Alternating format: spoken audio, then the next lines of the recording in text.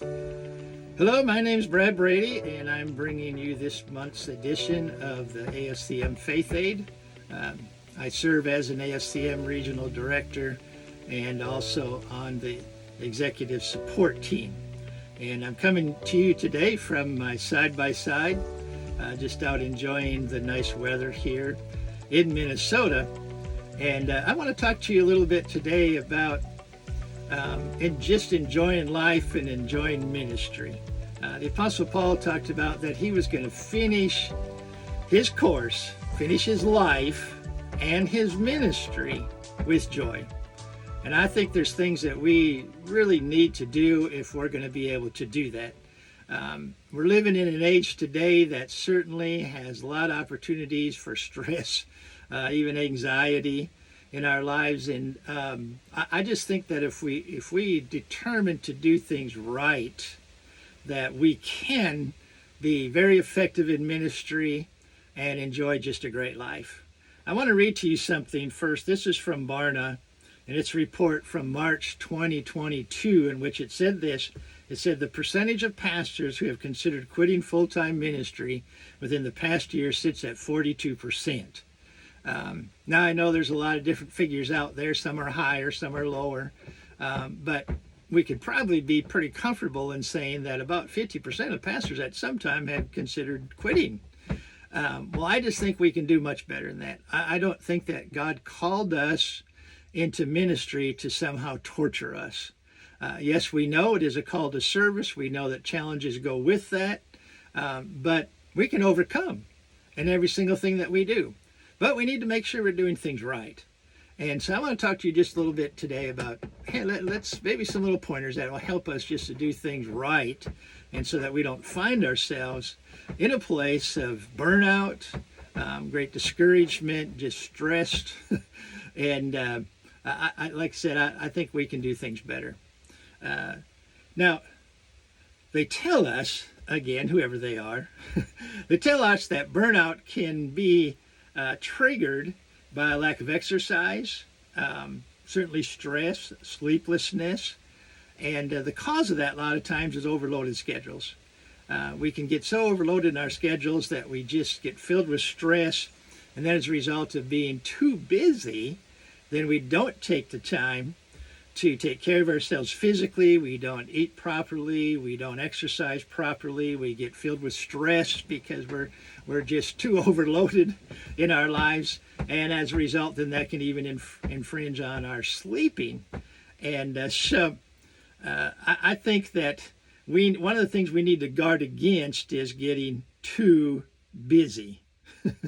Now I understand, I mean, we're committed, we're faithful, we're going to do everything that God's got for us to do. But God did not, like I said, call you just to torture you with such a busy schedule that you can't even handle it. And one way I think that we can really help our schedules is to make sure that we're staying in faith. Because faith is a trust in God. And so if He's called me to do something, it's not going to be me that's doing it. It's not going to be my great skills and my great intelligence. It's going to be Him. And so I'm going to trust Him. And we see that. We see that in Hebrews chapter 11, where it talked about these different ones that, the way I say it, they made the Hebrews Hall of Fame of faith. But they did something by faith. And it wasn't just in their own efforts. And so let's make sure that we got our trust in Him, whatever He's telling us to do. Man, don't take on the care of it. Don't get stressed out. Don't get anxious. Don't get worried about it. Just put your trust in Him and relax and enjoy life. Another thing that we should consider doing, I think anyway, is that we need to make sure that we build a team in our ministries. That whatever we're doing, God hasn't called you to do everything by yourself. And so work at building a team. Surround yourself with people that can help you. And because again, God hasn't asked you to do everything yourself. And again, we have scriptural examples of that with Moses. When the thing got too heavy for Moses, God raised up others to help fulfill those responsibilities. And so look for a team. Believe God for a team. Trust Him for people to come around you that are going to help you.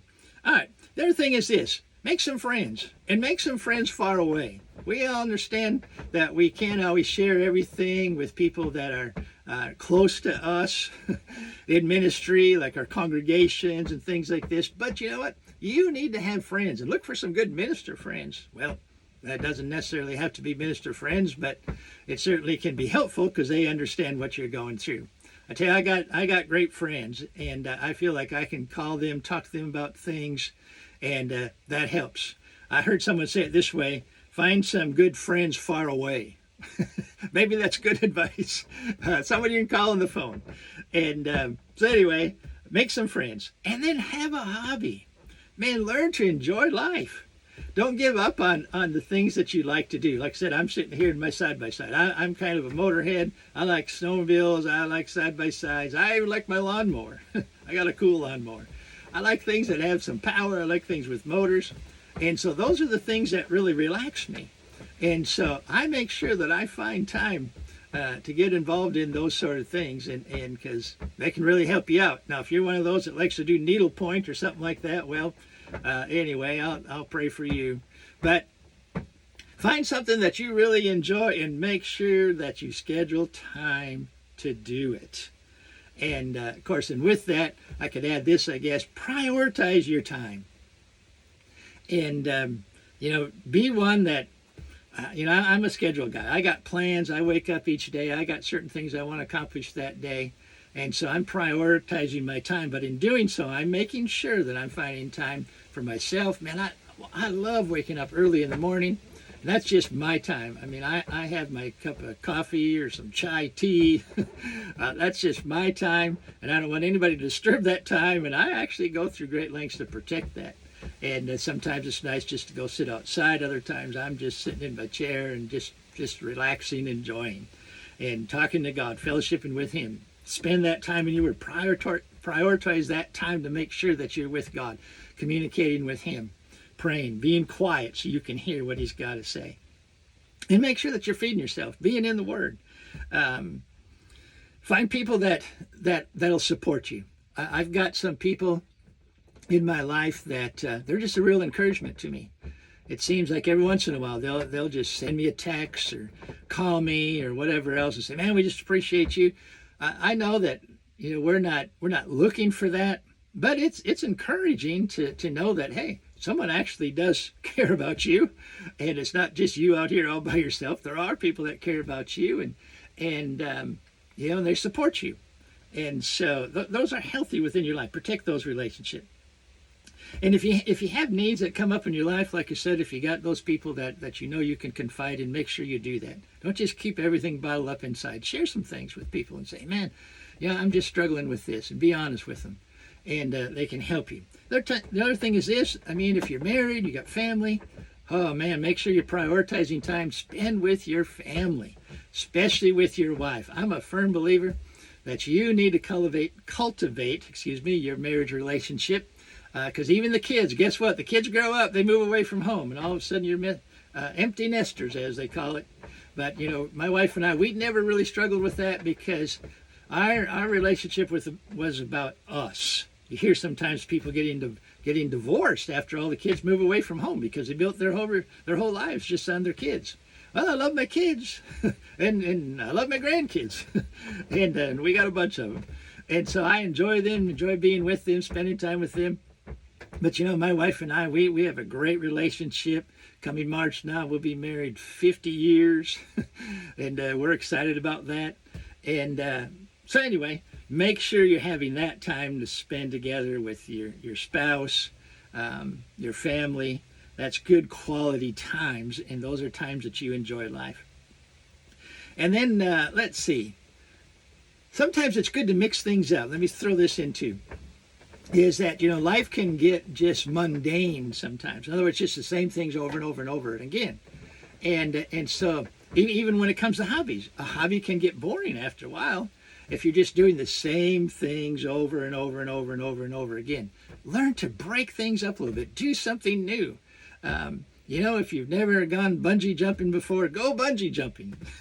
Well, maybe not. But just enjoy life. Do something different because it makes things just that much more enjoyable, that much more exciting. And so anyway, I'm just trying to encourage you a little bit. Man, we can finish this thing. We can finish it with joy. but make sure that you're doing the things that are necessary to maintain the joy in your life. And so anyway, that's all I really had to share with you today. Just be encouraged. We love you all. I mean, God's on your side, and he wants you to enjoy things. I tell you, even there, remember, in the scriptures it talks about that he richly gives us all things to enjoy. I'm not afraid to believe God for things in my life, things that I enjoy. If this makes me happy, you know what? God's interested in that. Maybe a new tool for me that's going to make me happy. Hey, God's interested in that. And I trust him for those things. I believe him for those things. He wants me to enjoy this life. I'm committed. I'm faithful to him. I'm going to finish my race, and I'm dedicated to that thing. But you know what? He wants me to enjoy the whole thing along the way. And that's not only enjoying the ministry side of it and enjoying spending time with him and him working through me, but he wants me to have things that I can just have fun with. And so anyway, be blessed. Love y'all. And I'm going to go riding a little bit here in my side-by-side. Y'all be blessed.